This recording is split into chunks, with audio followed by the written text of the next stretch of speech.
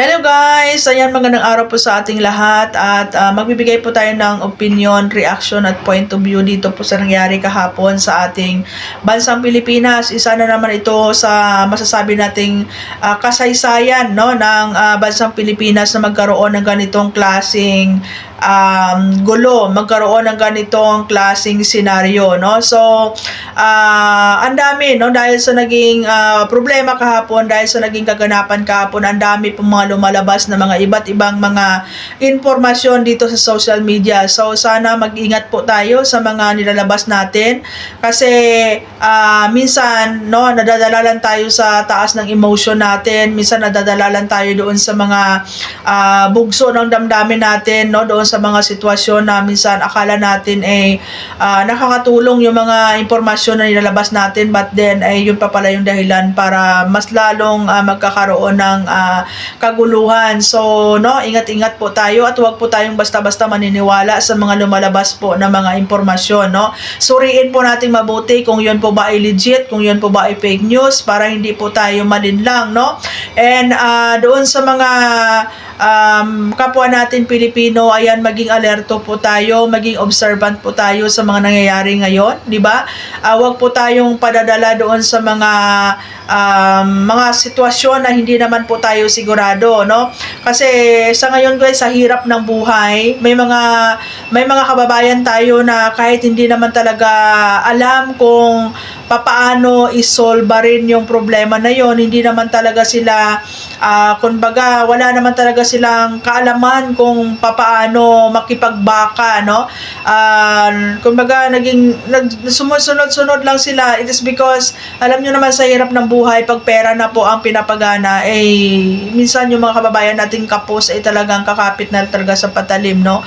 So ayan, no, hindi ako masyadong nagpo-focus dito sa mga taong naging involved kasi I know, no, yan sa mga high-ranking government officials natin, I know they have power, they have money, they have connection, di ba? And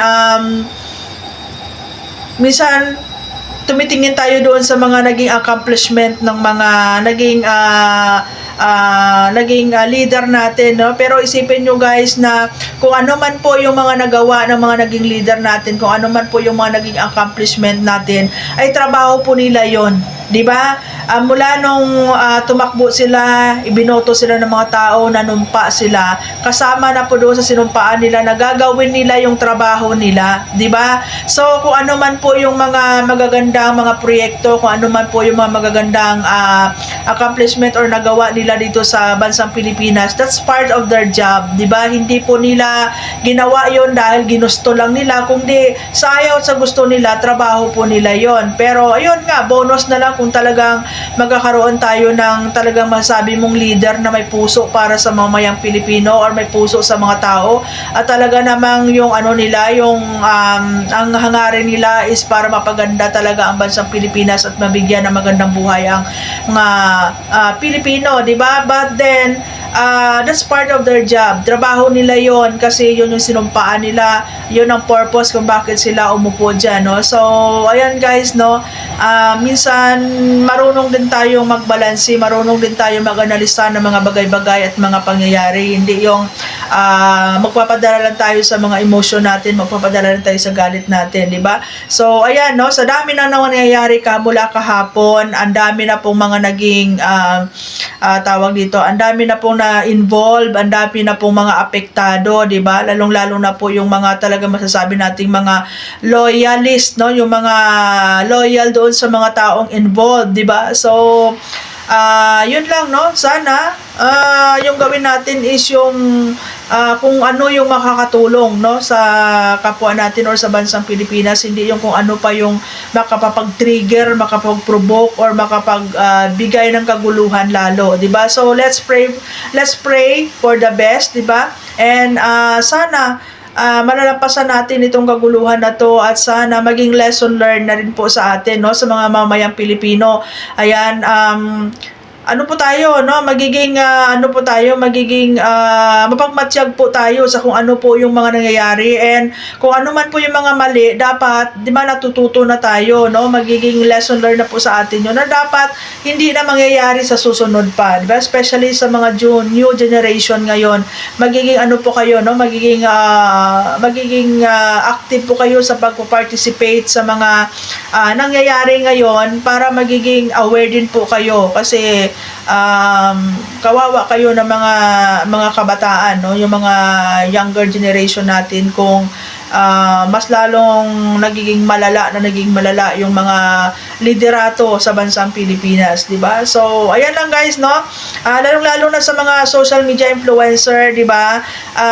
Ano po tayo, be matured and responsible enough sa bibigay po ng mga information dito sa social media, kasi minsan hindi kayo nakakatulong, minsan lalo kayo nakapagbigay ng mga takot, lalo kayo nakapagbigay ng mga tawag dito, ng mga disturbance, no? Lalo kayo nakakapag-trigger dito sa mga taong magkakaroon ng di ba, ng naliligaw ng landas, mas lalong napapahamak sila, no? So ayan guys, no, maging alerto tayo at maging observant tayo sa mga nangyayari sa palibot. Okay, maraming salamat po, at ingat po tayong lahat.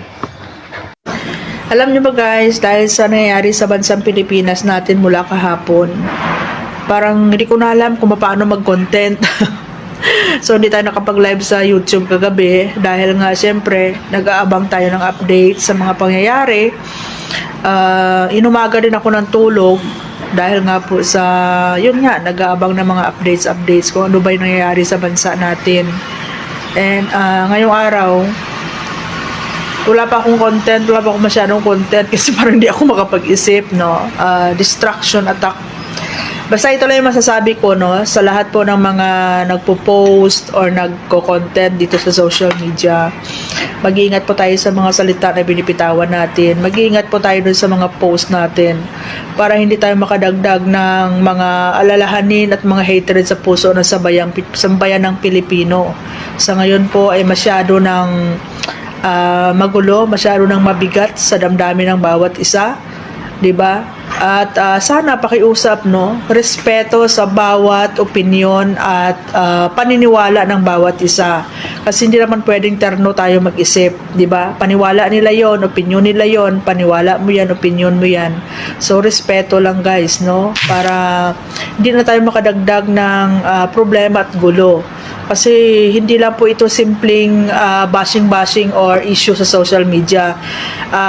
Involved na po dito yung buong bansang Pilipinas at buong mamamayang Pilipino, no? So aware po tayong lahat, 'di ba? And ingat-ingat tayo, and again, respeto po sa bawat isa. Kung hindi kayo sang-ayon doon sa opinion at post ng iba, well, i-block nyo sila o i-unfriend nyo sila, para hindi kayo ma-stress, 'di ba?